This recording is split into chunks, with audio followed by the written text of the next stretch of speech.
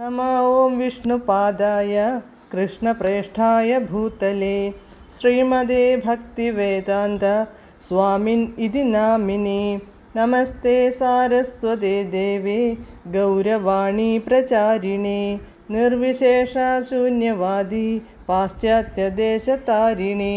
जय श्रीकृष्ण चैतन्य प्रभु नित्यानन्द श्री अद्वैत गदाधर श्रीवासादि गौरभक्तवृन्द।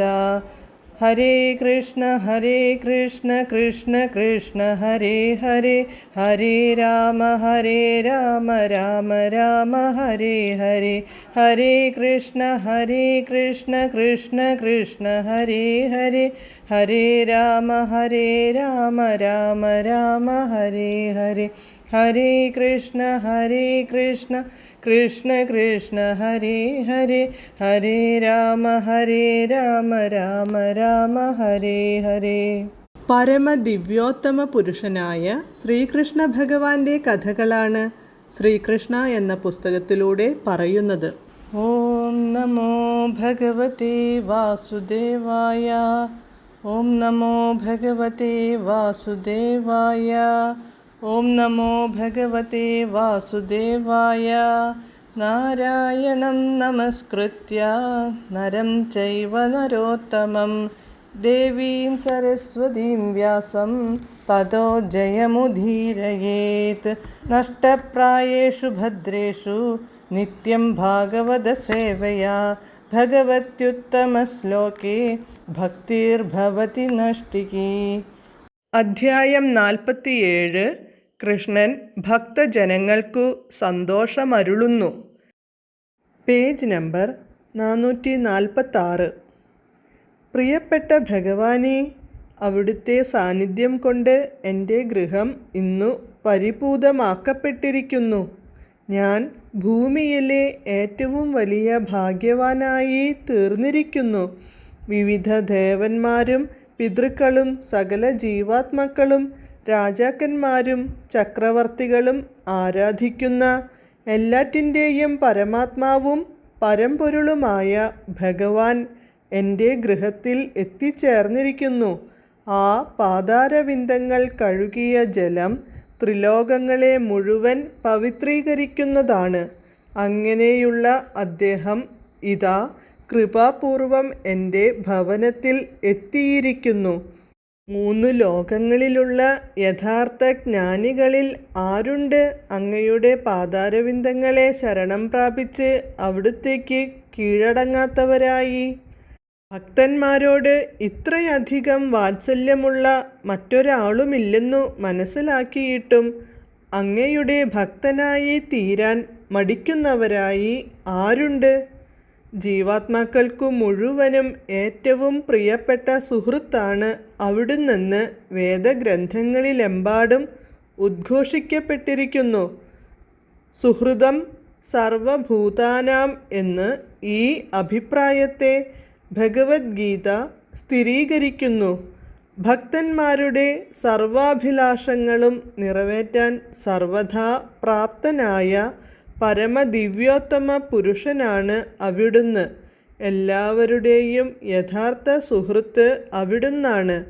അങ്ങയെ തന്നെ ഭക്തന്മാർക്കു പൂർണ്ണമായി നൽകിയിട്ടും ഒരിക്കലും അവിടുത്തെ യഥാർത്ഥ ശക്തിക്കു ലവലേശം ക്ഷയമില്ല. അങ്ങയുടെ ശക്തിയുടെ വ്യാപ്തി ഒരിക്കലും കുറയുകയോ കൂടുകയോ ചെയ്യുന്നില്ല. പ്രിയപ്പെട്ട ഭഗവാനേ, ദിവ്യന്മാരായ മഹായോഗികൾക്കോ ദേവഗണങ്ങൾക്കോ പോലും അങ്ങയുടെ ചലനങ്ങൾ എപ്രകാരമാണെന്നു തീർച്ചപ്പെടുത്താൻ വിഷമമാണ്. അവർക്ക് അങ്ങു അപ്രാപ്യനുമാണ്. എന്നിട്ടും അവിടുത്തെ അഹൈതുകമായ കാരുണ്യാതിരേകത്താൽ അങ്ങ് എൻ്റെ ഭവനത്തിൽ വന്നു. എൻ്റെ ഭൗതിക ജീവിതത്തിൻ്റെ നീണ്ട യാത്രയിൽ ഏറ്റവും ശുഭകരമായ നിമിഷമാണിത്. എൻ്റെ വീട്, ഭാര്യ, സന്താനങ്ങൾ, എൻ്റെ ഭൗതികമായ ആസ്തികൾ എന്നിവയെല്ലാം ഭൗതികാസ്തിത്വത്തിൻ്റെ ബന്ധനങ്ങളാണെന്ന് അങ്ങയുടെ അനുഗ്രഹത്താൽ ഞാൻ മനസ്സിലാക്കുന്നു. ആ കെട്ട് അറുത്തുമുറിച്ച് മിഥ്യയായ ഈ സമൂഹം, സൗഹൃദം, പ്രേമം എന്നിവയുടെ കുടുക്കുകളിൽ നിന്ന് എന്നെ മോചിപ്പിച്ചാലും. അക്രൂരൻ്റെ പ്രാർത്ഥനയിൽ ഭഗവാൻ കൃഷ്ണൻ അത്യന്തം സന്തുഷ്ടനായി. അദ്ദേഹത്തിൻ്റെ മന്ദസ്മിതം അക്രൂരനെ ഏറെ വശീകരിച്ചു. ഭഗവാൻ ഇങ്ങനെ മറുപടി പറഞ്ഞു: പ്രിയപ്പെട്ട അക്രൂരരെ, അങ്ങ് ഈ വിധേയത്വം കാണിക്കുമ്പോഴും എൻ്റെ പിതാവ്, ആചാര്യൻ, അഭ്യുദയകാംക്ഷിയായ ഉത്തമ സുഹൃത്ത് എന്നിവർക്ക് തുല്യമായി എന്നെക്കാൾ ശ്രേഷ്ഠനായി ഞാൻ അങ്ങയെ കണക്കാക്കുന്നു.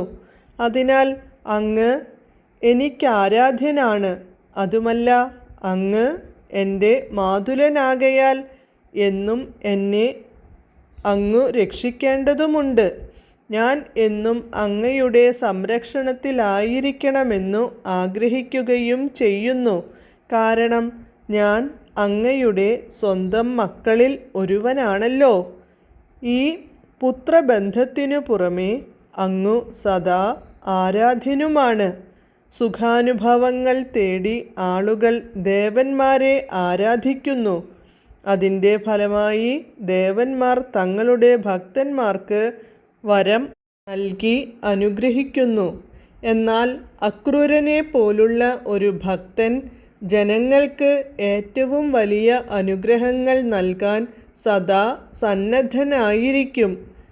ദേവന്മാർ പൂജിക്കപ്പെട്ടതിനു ശേഷം മാത്രം വരദാനങ്ങൾ നൽകി അനുഗ്രഹിക്കുമ്പോൾ ഒരു പുണ്യാത്മാവിന് അഥവാ ഭക്തന് ആർക്കു വേണമെങ്കിലും അനുഗ്രഹമരുളാനുള്ള സ്വാതന്ത്ര്യമുണ്ട്.